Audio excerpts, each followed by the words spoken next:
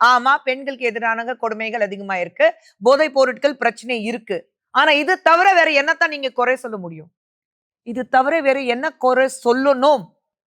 போதைப் பொருட்கள் ஆளானா நம்ம இளைஞர்கள் பள்ளிக்கூடத்துல இருக்கும்போது சரி, கல்லூரியில இருக்கும்போது சரி, 8வது 7வது வகுப்பு படிக்கிற மாணவர் மாணவிகள் போதைப் பொருட்களுக்கு அடிமையா இருக்காங்க, இல்ல சாராயக்கு அடிமையா இருக்காங்க. கல்லூரியில ஈஸியா உங்களுக்கு எங்கிருந்து கிடைக்குது?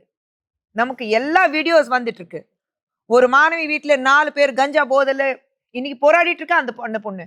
4 பேர் கஞ்சா போதையில உள்ள பூந்து அவள வந்து அவ்வளோ தாக்குதல் நடந்திருக்கு. கழுத்து அறுத்திருக்காங்க. உயிருக்கு போராடிட்டு இருக்கா. இப்போ நீங்க என்ன பண்ண போறீங்க? நீங்க எங்கே கொண்டு போறீங்க? தமிழகத்தை எங்கே கொண்டு போயிட்டு இருக்கீங்க?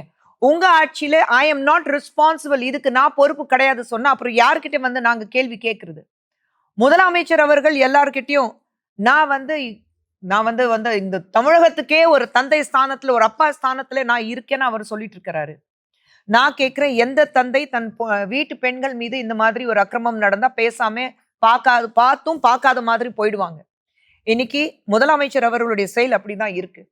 நான் எலெக்ஷன்ல ஜெயிச்சா போதும், மத்தவங்கள பத்தி எனக்கு கவலை கிடையாது, மக்கள் பத்தி எனக்கு கவலை கிடையாது.